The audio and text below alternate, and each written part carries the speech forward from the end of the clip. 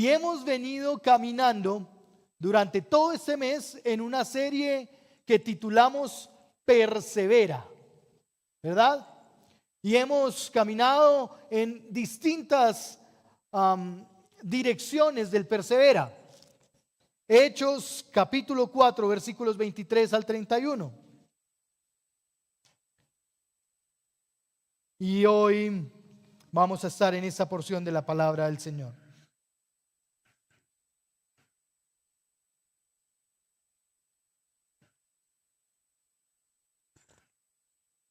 Cuando quedaron en libertad, fueron a los suyos y les contaron todo lo que los principales sacerdotes y los ancianos les habían dicho.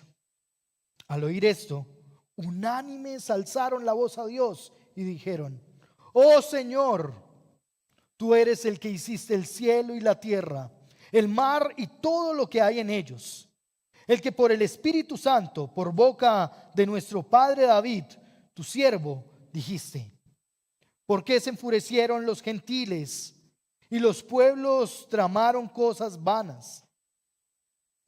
Se presentaron los reyes de la tierra y los gobernantes se juntaron a una contra el Señor y contra su Cristo.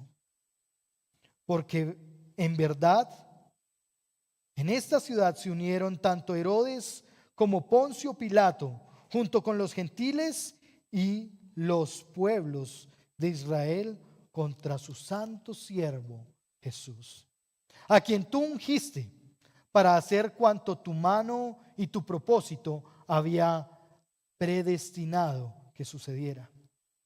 Ahora, Señor, considera sus manos, sus amenazas, y permite que tus siervos hablen tu palabra con toda confianza, mientras extiendes tu mano para que se hagan curaciones, señales y prodigios mediante el nombre de tu santo siervo Jesús.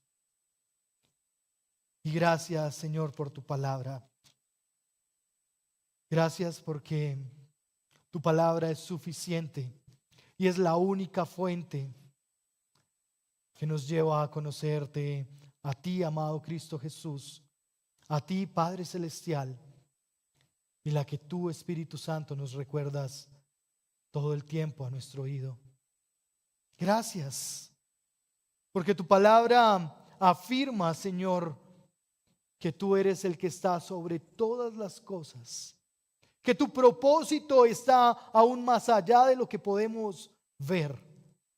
Gracias, porque tú ya has predestinado todas las cosas conforme al designio de tu voluntad. Y te damos gracias por este ejemplo tan lindo de esta iglesia, Señor, uniéndose para alzar la voz como uno delante de ti. Permítenos, Señor, ayúdanos a alzar nuestra voz como uno y presentarnos como una sola iglesia. Te lo suplicamos en el nombre de tu Hijo Jesucristo. Amén. Amén. Amén. Bien, yo voy a dar un repasito, pero espero que ustedes me ayuden, porque evidentemente cada uno de los que aquí estuvimos durante este tiempo de enseñanzas. Probablemente usted se perdió una o dos de estas enseñanzas, pero está la oportunidad allí en el histórico, en el YouTube, para que usted pueda escuchar la palabra del Señor por nuestros invitados. Persevera surge de una porción de la Escritura, no es un invento nuestro. Persevera surge de Hechos 2:42. Y quiero que leamos Hechos capítulo 2, versículo 42, para que de esta manera podamos entender por qué estamos en esta serie de predicación, por qué hoy estamos terminando esta serie de predicación.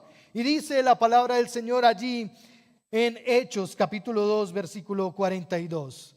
Y perseveraban en la doctrina de los apóstoles, en la comunión unos con otros, en el partimiento del pan y en las oraciones. Y si recordamos un poquito, y yo traté de ponerlo bien sintetizado aquí, Tuto, el primer domingo en el que estuvimos en esta serie, el pastor Augusto nos enseñó la importancia de no solo conocer la teoría de la palabra de Dios, nos guió hacia la importancia de ponerla por obra en nuestras vidas. De la misma forma, después de eso, Manuel Riaño nos habló del llamado a una mirada y práctica revolucionaria de la vida en comunión, que abraza y ama al hermano. Nos sacó un poco de nuestra comodidad para llevarnos a comprender realmente la comunión. Nicolás nos enseñó a través de la palabra del Señor que la comida nos identifica con Cristo y su iglesia, con Cristo y su iglesia. El partimiento del pan, ojo, que él fue muy claro en decir que era el banquete de la celebración, nos lleva a una práctica de unidad y de identidad con Cristo. Hoy me corresponde y tengo el privilegio de predicar acerca de la perseverancia en la oración. La oración comunitaria es el combustible que impulsa a la iglesia para ser y hacer lo que Dios ha planeado para ella. Voy a volver a leerlo. La oración comunitaria es el combustible que impulsa a la iglesia para ser y hacer lo que Dios ha planeado para ella. Por eso el título de esta exposición de la palabra es Persevera en la oración. Porque la iglesia allí en Hechos es notorio que perseveraba, y no lo dice solo el versículo 2, el capítulo 2, versículo 42, sino que vemos la práctica ahora en esta porción en el capítulo 4, versículos 23 hasta el 31. No es solo la teoría de orar, de cómo se debe orar o cómo decir las frases políticamente correctas, de cómo dirigir la oración, es orar. Y en la oración deseo que usted me acompañe en tres elementos que hay dentro de esta oración. Tres elementos que hay dentro de esta oración. Evidentemente el primer punto para poder exponer está del versículo 24 al 30. Y es que ellos alzaron unánimes la voz. Es decir, no se quedaron callados. Y eso nos recuerda a eso que dicen por ahí en la televisión: no se quede callado, denuncie. Sí. Aquí no es denuncie, aquí es anuncie. Y anuncie realmente tiene que ver con poder usted estar delante del Señor, que nosotros podamos estar delante del Señor y escuchar así la palabra de verdad. El primer elemento al estar unánimes y alzar la voz delante del Señor es que reconocían quién es Dios. Y acompáñeme por favor, versículos 24 y 25. Usted podrá ver allí que ellos están llegando en un momento de dificultad. Y dice el versículo 24: al oír esto, unánimes alzaron la voz a Dios y dijeron: oh Señor, tú eres el que hiciste el cielo y la tierra, el mar y todo lo que en ellos hay. Reconocieron quién es. Pero antes de reconocer quién es Dios, ellos están viviendo una situación particular. Esta primera iglesia vive una situación particular. Y usted va a poder verla si lee un poco antes, quizás si se arranca a leer todo el versículo 4, todo el capítulo 4, usted va a identificar que se estaba dando ese momento evangelizador donde predicaban la palabra del Señor y se convertían. Usted identifica allí el versículo 4 del capítulo 4 que dice que por la predicación que se estaba dando en aquel momento, 5,000 hombres se habían convertido. Y es evidente que se contaban solo a los hombres. Eso quiere decir que eran más de 5,000. Con ellos probablemente niños y mujeres. Más de 5,000 convirtiéndose por el poder de la palabra del Señor.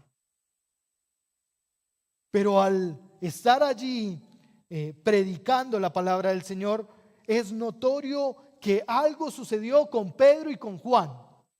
Estos dos discípulos se encuentran en dificultades y son arrestados, puestos bajo prisión. Y eso porque la predicación de la palabra estaba avanzando y muchos estaban creyendo en Jesús. Ese avance de la predicación de la palabra causa temor en algunos. Pero es linda esa expresión que allí está en esta porción de la Escritura. Al oír la situación de Pedro y de Juan, unánimes alzaron la voz a Dios. Y esto no tiene que ver con que todos al mismo tiempo empezaron a orar. Esto tiene que ver con una actitud activa en la oración. No la oración en la que nos adormecemos. Y quizás yo tengo que confesar que en mi tiempo de adolescente, yo me sentaba en la parte de atrás con otros jóvenes. Y cuando era el momento de orar, alcanzábamos a cabecear. Alcanzábamos a dar la mini siesta. Eso es ese relámpago de dormir, de descanso. Pero realmente aquí el apóstol está mostrando la forma en cómo la iglesia unánime en una sola voz oraba. Y al orar reconocen al Señor. Es interesante que frente a la necesidad que están teniendo dos, que frente a la situación que han vivido dos de los discípulos, el resto se identifica con ellos. Y aquí no dice si fue Pedro o Juan o quién fue el que levantó la voz, porque pone allí esa expresión de unánimes, es decir, todos deseaban orar al Señor. Y muy probablemente me imagino que uno terminaba y el otro elevaba su voz.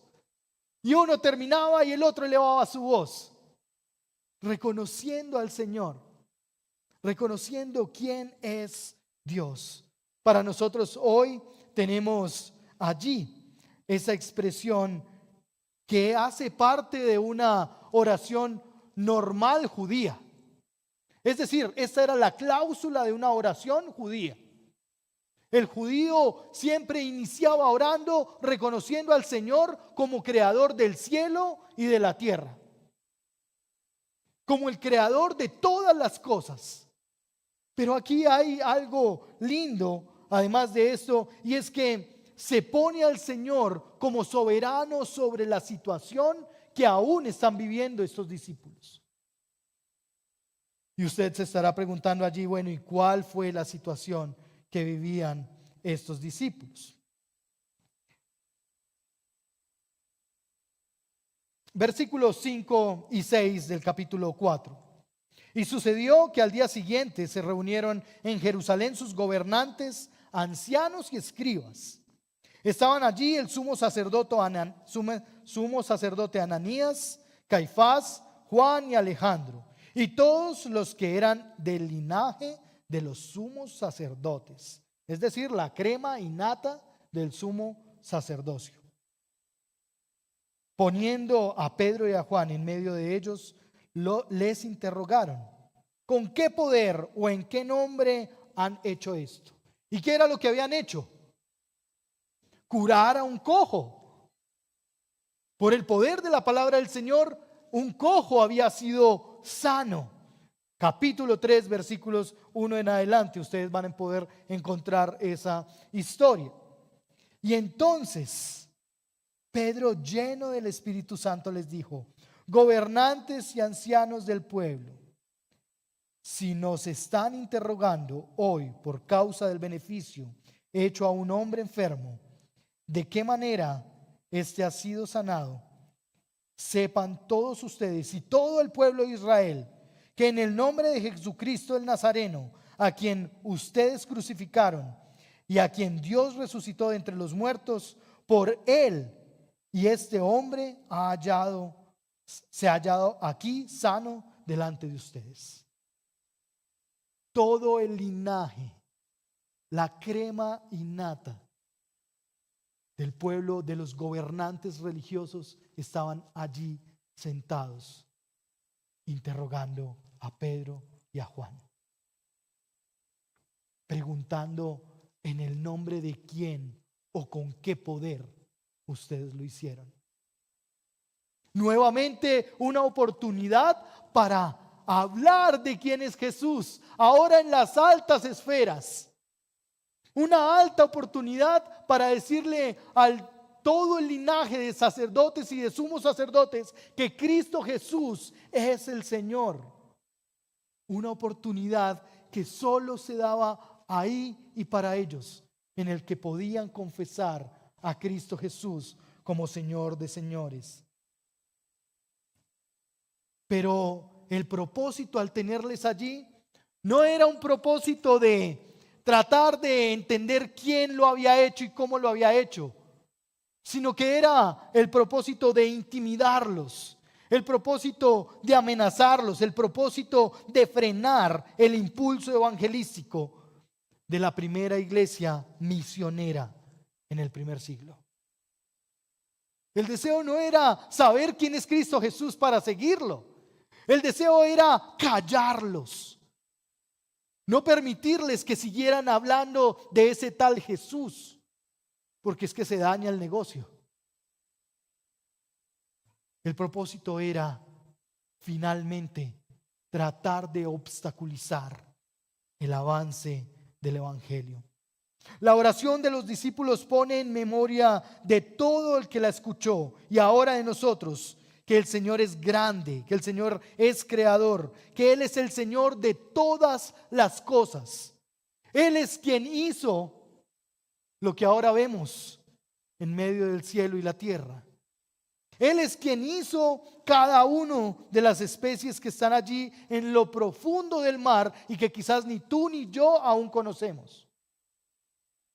Él es el soberano Señor que ha decidido crear y aún que ha decidido que Pedro y Juan vivan esa circunstancia. La soberanía del Señor no está solo en que Él creó, está en que Él permite que sus discípulos vivan unas circunstancias particulares para la gloria de su nombre.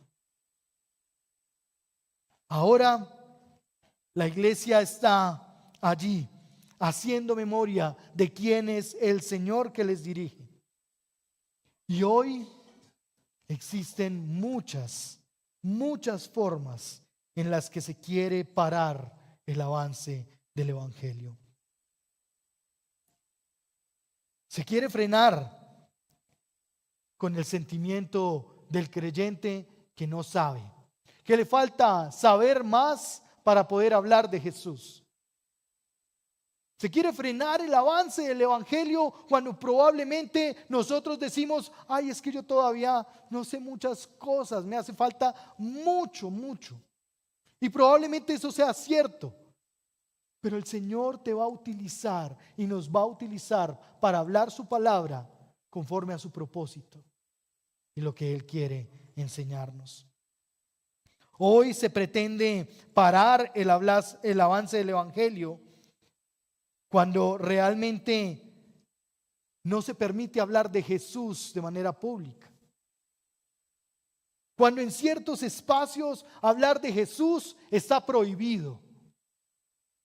Pero se puede hablar de otra cantidad de cosas. El avance del evangelio hoy, al igual que en el primer siglo, está en peligro. Y en peligro porque nosotros estamos siendo amenazados. Amenazados para caer bien. Porque es que si hablas de Jesús en medio de tu entorno de amistad, probablemente no caiga bien. No encaje en ese medio. Hablar de Jesús realmente es revolucionario y revoluciona aún nuestro propio caminar. Aquellos que quieren legislar también la prohibición de hablar de Jesús en medio de las escuelas, pero permiten que hayan otros materiales con otro propósito en medio de los colegios. Hoy no se puede hablar de Jesús en medio del trabajo, porque corres el peligro de que te echen. Hoy el avance del Evangelio sigue estando amenazado. Y amenazado de muchas maneras, hermanos queridos.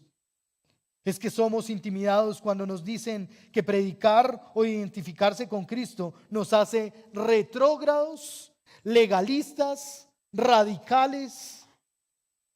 Es que si nos identificamos con Cristo, entonces es intimidante creer que nos vamos a quedar solos. Porque posiblemente sea una lucha con los amigos, sea una lucha en la oficina, pero probablemente también es una lucha en medio de la casa. Vivir a la manera de Jesús en medio del hogar tiene que ver con cada uno de nosotros. Y hoy es atacado. Es atacado porque debemos vivir matrimonios que le den la gloria a Cristo. Es atacado porque debemos vivir paternidad y maternidad que le dan la gloria a Cristo. Es atacado porque aún nosotros mismos nos cuesta ser corregidos con la palabra del Señor. Y en ese caminar, cada uno de nosotros puede ser un obstáculo o un megáfono del Señor. Nos intimidan diciendo que no podemos ser parte de cierto grupo si no tenemos cierto lenguaje y si no aceptamos ciertas ideas. Entonces, si tú eres de los que considera que el aborto no es correcto, ya no puedes hacer parte de este grupo. Si tú eres de los que habla abiertamente de la homosexualidad como una dificultad que se vive, entonces, es que tú eres muy legalista. Vivimos eso todo el tiempo, amados. Es intimidante quizás no encajar en medio de la sociedad. Es intimidante quizás vivir con principios del Evangelio porque comunicamos el Evangelio mismo. Y es que decirle a alguien que no robe es como un chiste hoy. Decirle a alguien que es necesario guardarse en santidad es como una idea traída del primer siglo. Porque no es relevante. Vivir con los principios del Evangelio siempre va a generar ser mirados y señalados. Vivir con los principios del Evangelio siempre nos va a poner a nosotros en la condición de necesitados de transformación, de necesitados de la gracia del Señor. Y en ese primer momento, en ese primer instante de la oración, se reconoce al Señor que está sobre todas las cosas, aún sobre esos momentos difíciles que se viven al interior del hogar, aún sobre esos momentos difíciles de ser papá o mamá, aún sobre esos momentos difíciles de ser abuelos, aún sobre esos momentos difíciles de ser esposos. Tú eres Señor de los cielos y de la tierra. Tú eres mi Señor, podríamos decir. Tú eres quien me creó a mí. Y yo necesito verte a ti como modelo. Yo necesito caminar conforme tus parámetros. Yo deseo honrar a aquel que me creó.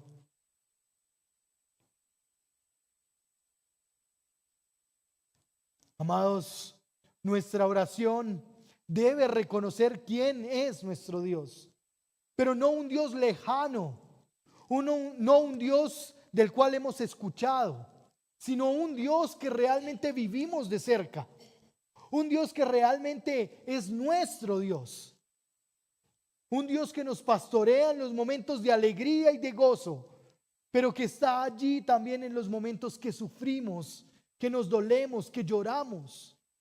Ese es el Señor que nos creó.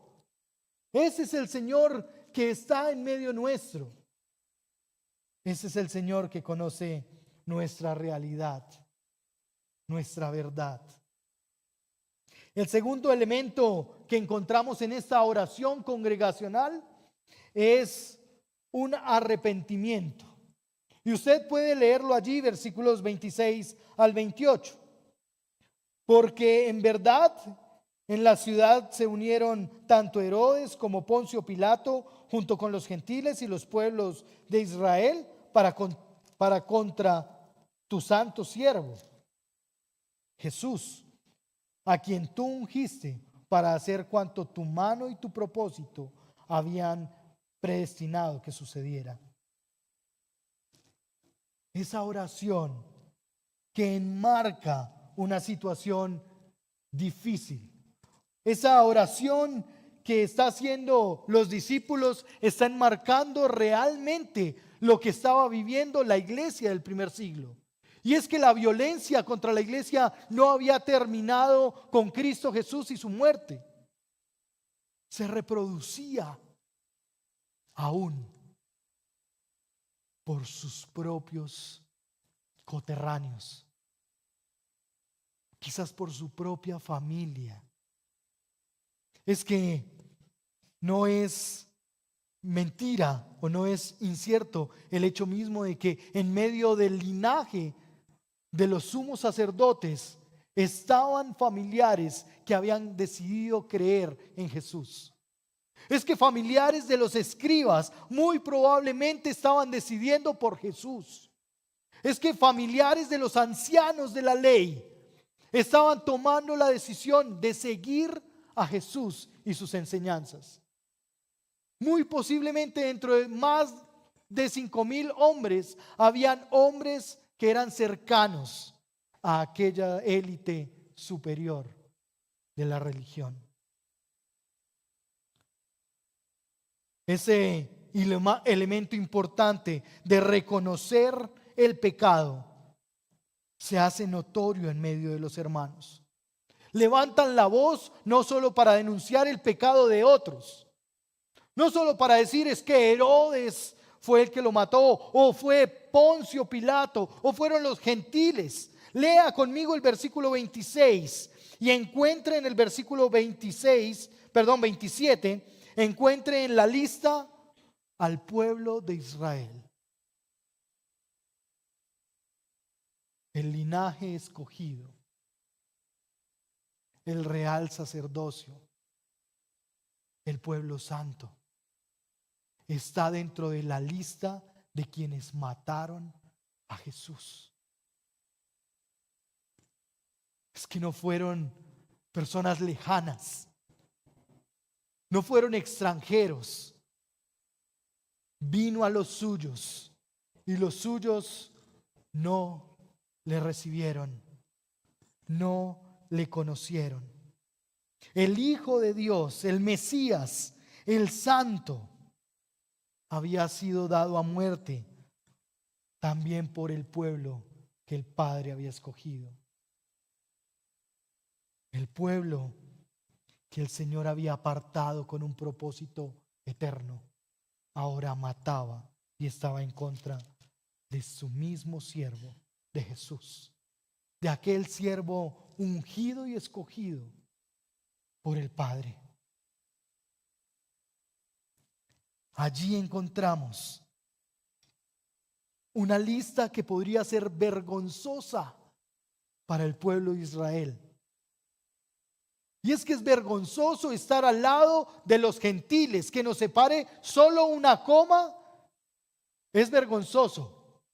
Para el judío pensaba que el gentil era un perro que no merecía nada. Mucho peor pensaba de los romanos.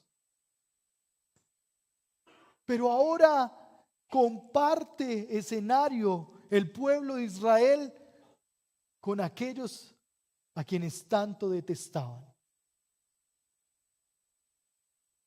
Se unieron con un solo propósito: matar al santo del Señor, matar al ungido del Señor.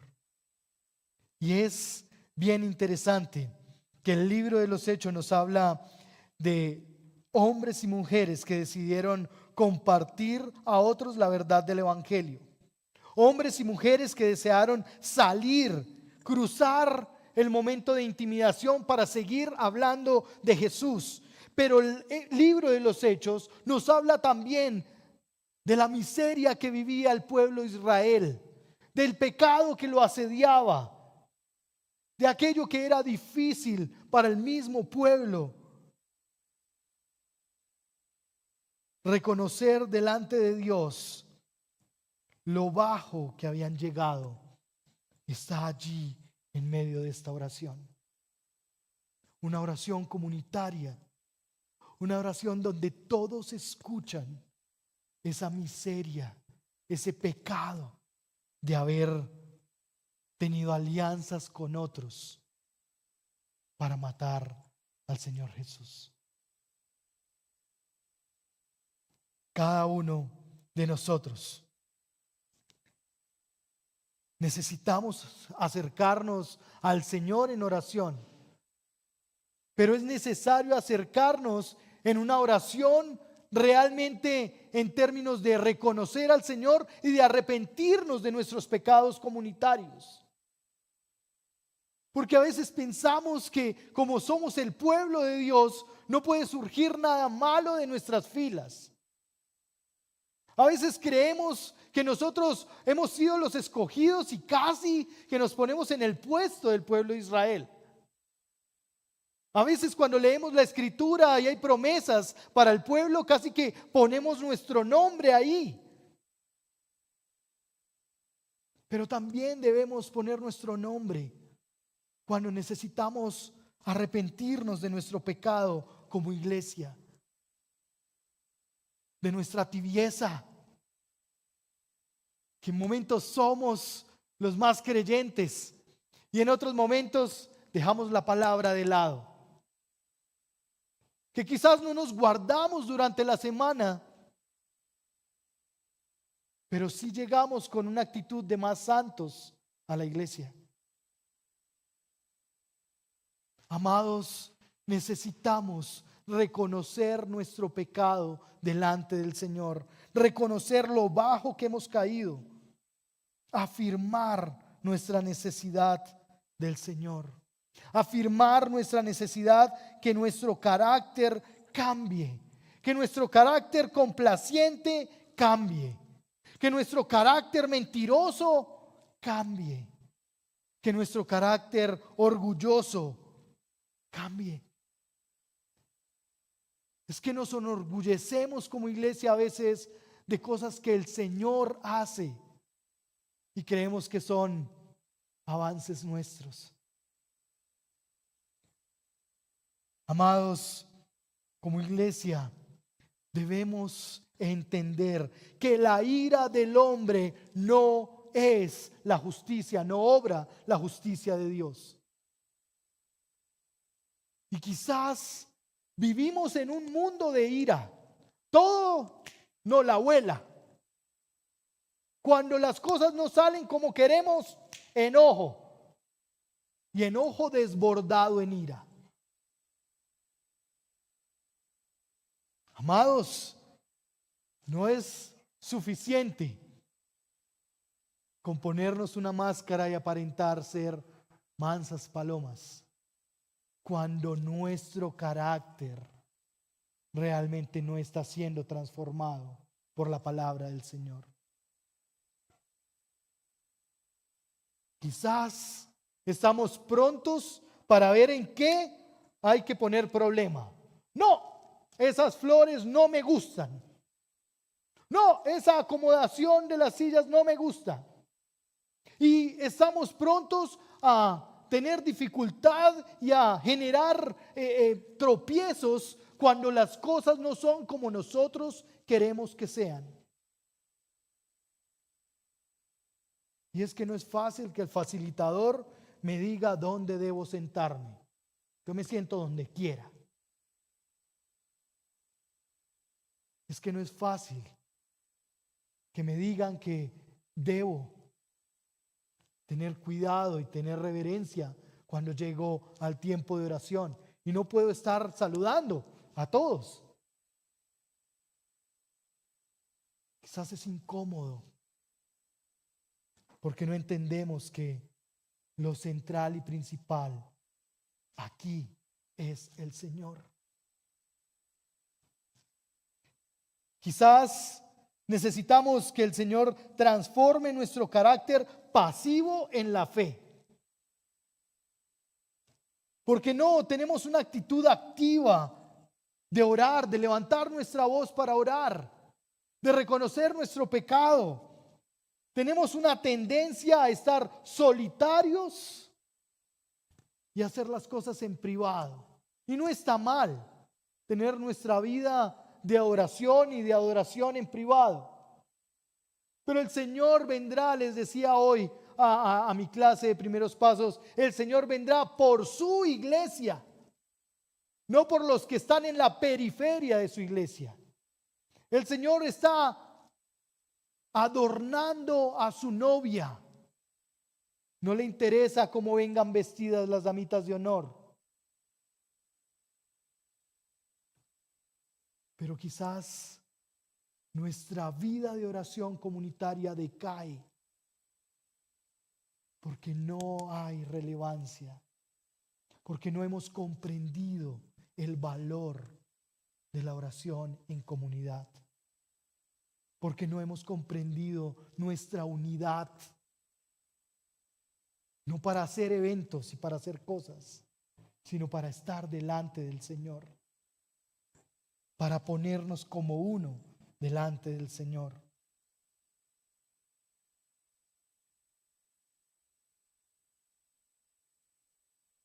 No nos gusta sujetarnos los unos a los otros.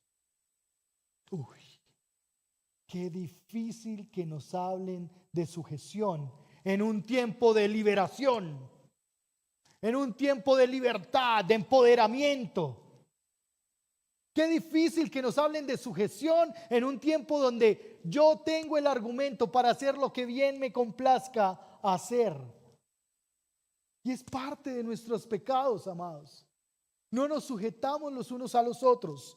No nos confesamos los pecados los unos a los otros, como dice la Escritura. No oramos los unos por los otros.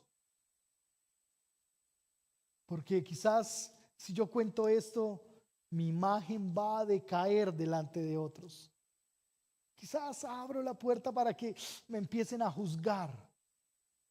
Es que la gente es mala. Amados, el Señor cree en su iglesia y cree en la oración que desde su iglesia se levanta.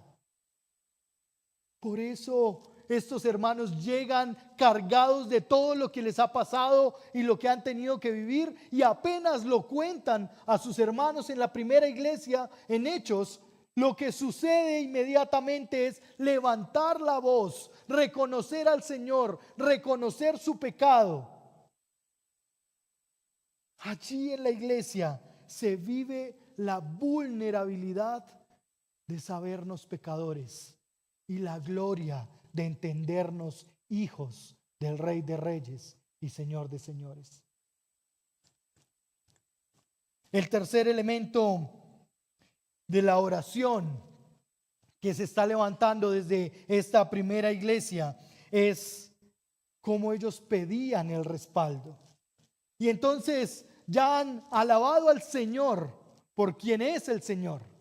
Ya han confesado su pecado, se han arrepentido de su pecado. Se han arrepentido de estar en esa lista negra de ser quienes impulsaban la muerte del Salvador. Y ahora, en oraciones sencillas, le dicen al Señor, reconocen al Señor, son afianzados en su fe, son afirmados en su fe inquebrantable, pero además reconocen que en medio del pecado de su pueblo, del cual ellos eran parte, reconocen que el Señor va a hacer conforme a su voluntad. Vea conmigo versículos 29 y 30. Ahora, Señor, considera sus amenazas. Aquí no hay una oración imprecatoria donde se están levantando contra sus enemigos para maldecirlos y para que el Señor haga caer fuego sobre ellos.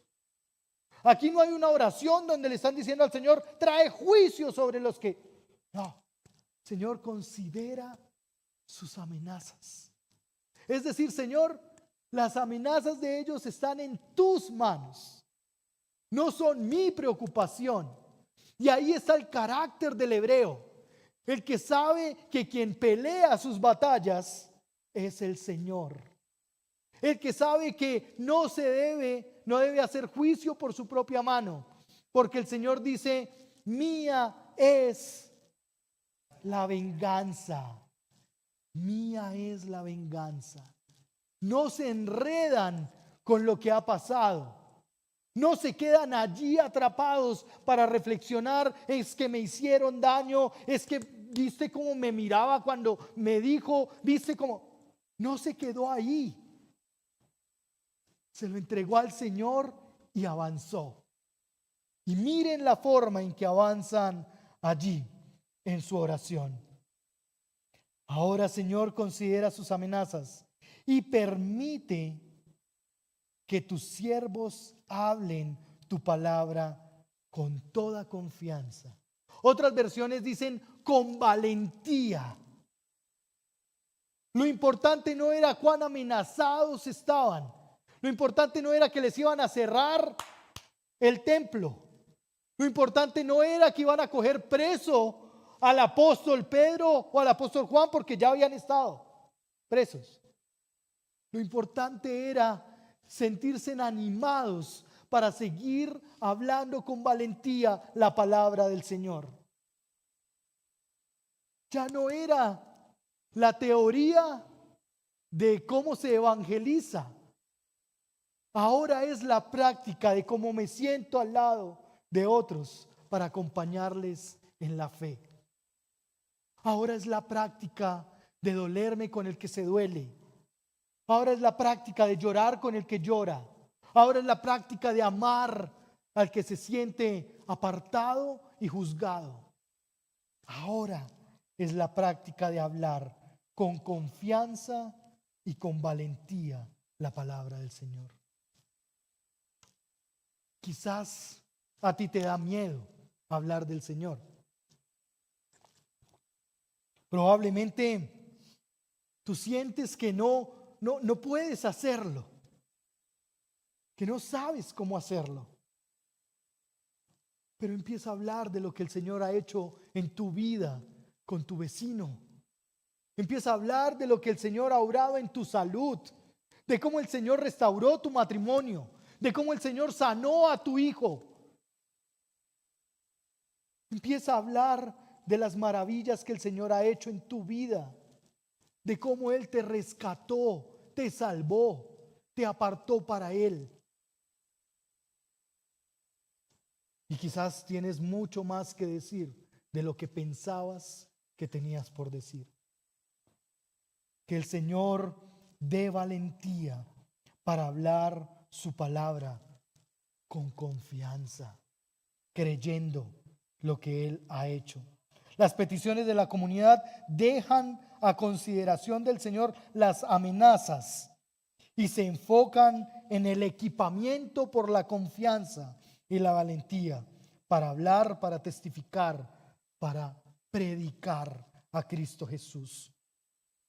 Enfocados en la misión, esta primera iglesia se encamina a vencer sus propios temores. Y es que estar bajo el fuero de los dirigentes de la religión era estar fuera, de las oportunidades sociales que se brindaban, de las oportunidades económicas que se daban. Era todo un compendio de cosas que les llevaba a pensar si realmente o no hacían eso. La tarea de los discípulos o de la primera iglesia no era hacer cultos y señales milagrosas. Vea el versículo 30. Vea el versículo 30 lo que dice. Mientras ellos oraban y mientras ellos predicaban la palabra con valentía, mientras extiendes tu mano para que se hagan curaciones, señales y prodigios mediante el nombre de tu santo siervo Jesús. Los discípulos no estaban llamados a hacer culto de milagros para que muchos vengan, culto de maravillas, culto de señales. Y si fuera nuestro tiempo, todos corriendo a esos cultos, tratando como en mercado de pulgas, lograr coger algo, a ver si me toca hoy. Vamos al culto de milagros a ver si hoy me corresponde uno. Eso era el poder del Señor, como se reflejaba el poder del Señor. No tenía que ver con la tarea de los apóstoles ni de los discípulos. La tarea de los discípulos era predicar con valentía la palabra del Señor. Quien haría las obras milagrosas, las señales, los portentos, quien sanaría, sería el Señor respaldando su obra. Es que no les correspondía a ellos. Amados, no nos corresponde a nosotros. No tiene que ver con un pastor que haga señales y prodigios. Tiene que ver con la obra del Señor en medio de su iglesia. Es lo que el Señor quiere hacer mientras tú y yo nos dedicamos primeramente a buscar el reino de Dios y su justicia. Porque mientras tú estás hoy aquí, sentado y sentada, escuchando la palabra del Señor, el Señor ya está obrando milagros para tu vida. El Señor ya ha decidido cómo te va a sanar a ti. El Señor ya ha decidido cómo va a traer libertad de tu propio pecado. Mientras tú estás aquí, el Señor obra en tu esposo o en tu esposa. Mientras tú estás aquí, el Señor está tocando a tu hijo o hija que decidieron no creer en el Señor. Mientras tú estás aquí, escuchando al Señor y siendo afirmado por Él en su palabra, el Señor está obrando su voluntad en cualquier lugar del mundo. El Señor es el que lo va a hacer, amados hermanos. La oración no tiene poder. No es la oración la que tiene poder. Es el Señor a quien le oramos el que tiene el poder para hacer su obra. Es a quien glorificamos, es a quien cantamos y exaltamos, quien tiene el poder para glorificarse, para mostrarse. Permanece en la oración. Porque mientras estás en oración, expuesto delante del Señor, el Señor está haciendo su obra silenciosa y delicada en cada uno de nosotros. ¿Quieres ver señales y prodigios? Mira al Señor. Escucha al Señor. ¿Quieres ver cómo tu familia se restaura? ¿Quieres ver cómo ese familiar se sana? ¿Quieres ver tú en tu vida cómo te sanas de tu dolencia? Permanece en el Señor. Permanece en Él, orando. Pero el Señor no tiene la obligación de hacerlo. Él es Señor para hacer milagros y prodigios. Él es Señor para hacer curaciones. Él es Señor para obrar eternamente. Pero también es Señor si no lo hace.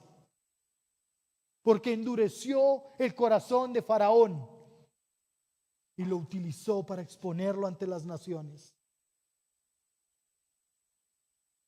Que tú y yo podamos perseverar delante del Señor. Que nuestro plan sea seguir el propósito y el designio del Señor. No fue Pedro y Juan quienes sanaron al cojo. Fue el Señor el que trajo sanidad a este hombre. Permanece orando, dependiendo del Señor, y verás cómo el Señor hará su propósito y su voluntad en tu vida y a través de tu vida. Permanece orando y disfrutarás de la presencia del Señor, sea lo que sea que pase.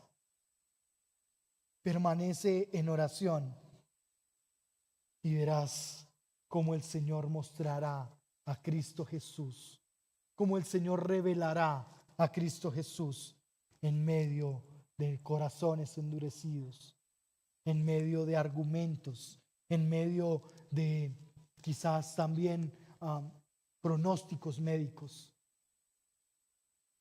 Permanece en el Señor y sirve al Señor. Predica al Señor. Glorifica al Señor.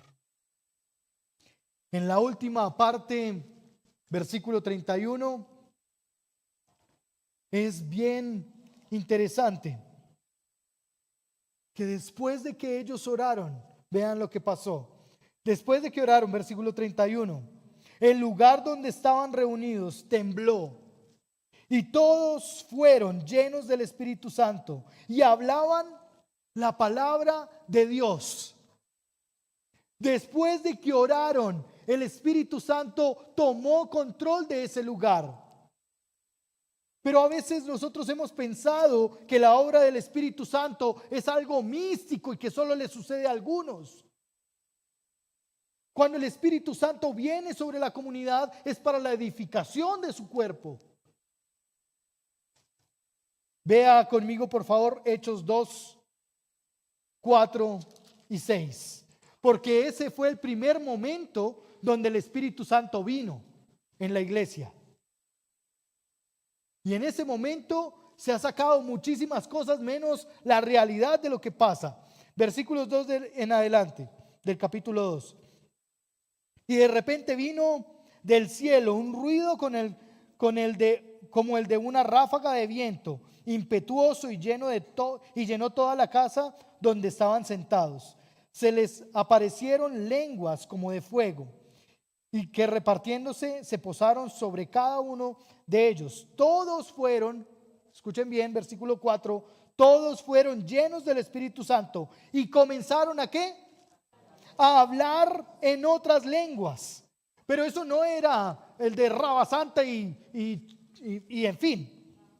Según el Espíritu les daba habilidad para expresarse. Habían judíos que moraban en Jerusalén, hombres piadosos procedentes de todas las naciones bajo el cielo, al ocurrir ese estruendo, la multitud se juntó, todas las naciones bajo el cielo. Segundo, y estaban desconcertados porque cada uno los oía hablar en su propia lengua. El Espíritu Santo tomó control para que el mensaje de la verdad del Evangelio fuera escuchado a aquellos extranjeros que no entendían el idioma natal. Esto no era un tema místico de uno que se para y empieza a hablar sin que nadie entienda. Esto tiene que ver con la palabra del Señor, con la edificación de su cuerpo. Lea por favor conmigo el capítulo 3, versículos 8 y 10.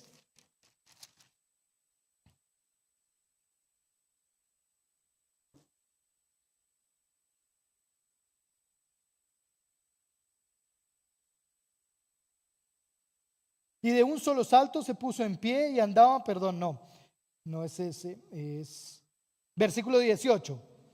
Pero Dios ha cumplido así todo lo que anunció de antemano por boca de todos los profetas de su Cristo parecer. No es este. A ver el 10, a ver si no me equivoqué en el 10.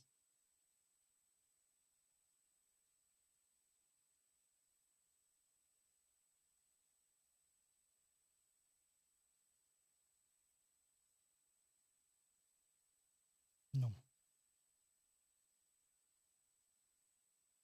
Capítulo 4, versículo 8.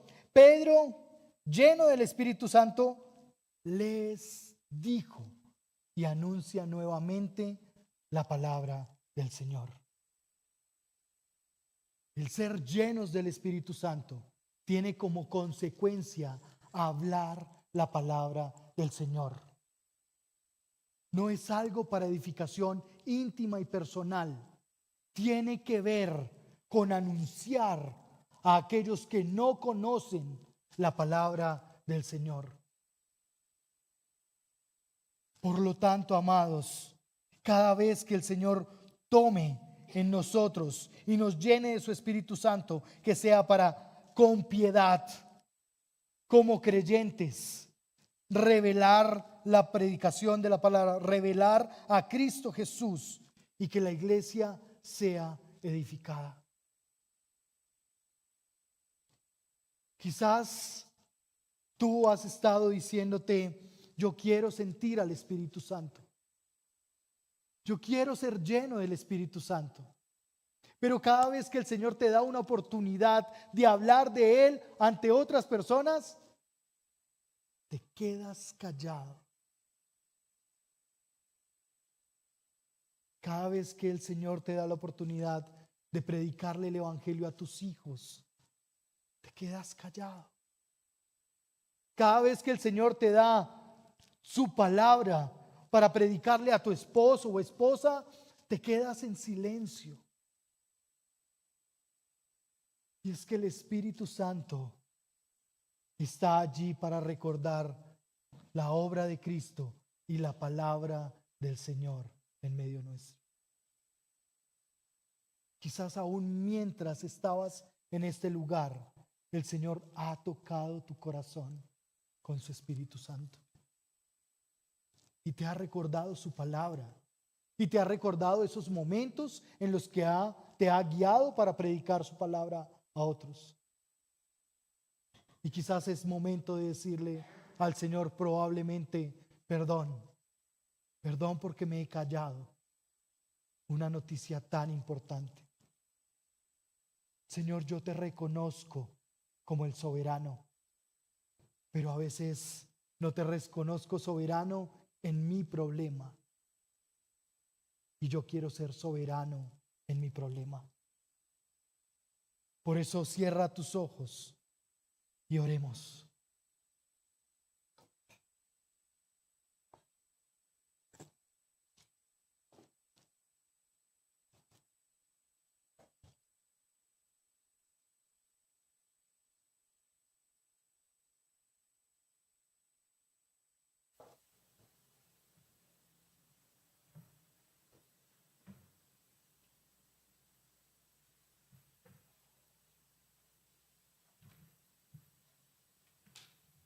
Gracias, Señor, porque tú hoy nos enseñas a través de tu palabra lo dispuesto que estás para escuchar nuestra oración. Gracias, Señor, porque tú nos recuerdas que has decidido inclinar tu oído para escucharnos, para atendernos, para mirarnos con gracia, para extender misericordia en medio de nuestro pecado, de nuestra miseria. Señor, perdónanos cada vez que como iglesia, Señor, nos quedamos en silencio y probablemente nos distraemos, Señor, con facilidad. Perdónanos cada vez que queremos poner estructuras quizás rígidas a momentos tan espontáneos de oración en los que tú estás inclinando tu oído para oírnos. Señor, gracias porque finalmente tú eres el que conoce nuestros corazones. Tú eres el que hace volver nuestros corazones hacia ti. Gracias porque a través de tu obra, a través de esa obra que hiciste con Cristo Jesús, hoy nosotros tenemos acceso al lugar santísimo. Señor, gracias porque de la misma forma en como allí en el primer siglo, Señor, se tenía la oportunidad de venir delante de ti, hoy tenemos ese mismo privilegio. Venir como iglesia, como comunidad delante de ti.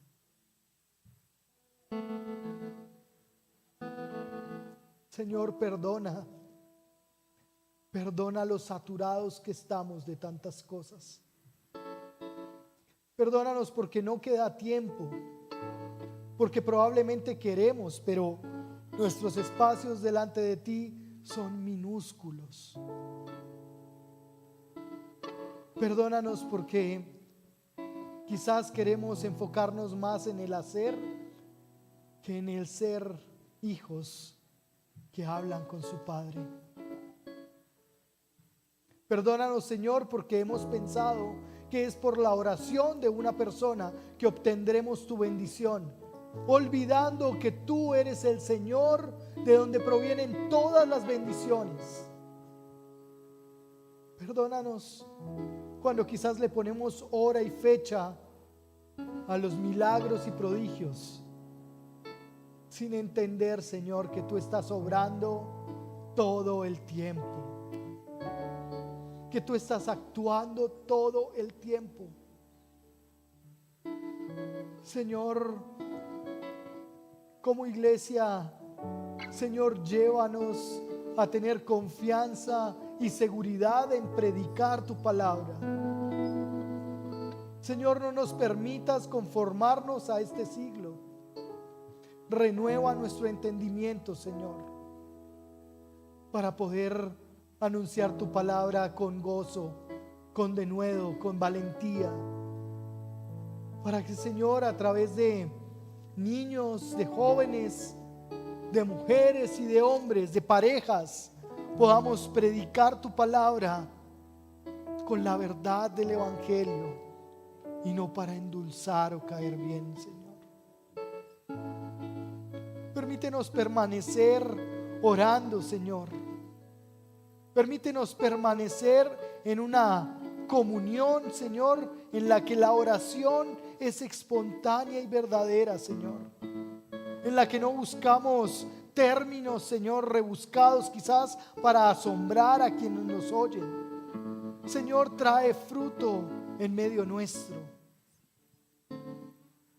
Trae el fruto de dependencia de ti. Trae fruto, Señor, de estar unidos a ti.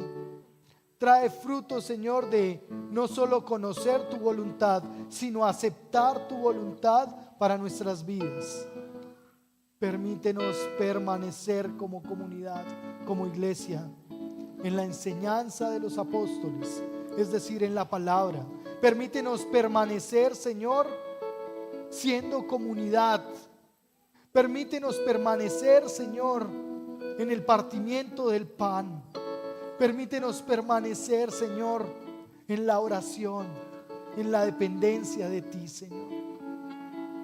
Glorifícate, glorifícate, Señor. Glorifícate mientras nosotros nos dedicamos a escucharte, a exaltarte, a hablar contigo, Señor.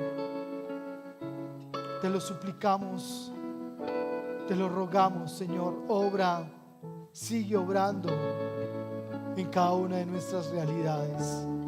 Sigue obrando en medio de nuestros hijos. Sigue obrando, Señor, en medio de las parejas y los matrimonios. Sigue obrando, Señor, tú en medio de hombres y mujeres que desean agradarte con su corazón, Señor. Sigue obrando tú en cada uno de los lugares donde nos has puesto para hacer luz y testimonio tuyo, Señor. Ayúdanos a permanecer en tu presencia. Te lo suplicamos, te lo rogamos en el nombre de tu Hijo Jesucristo. Amén.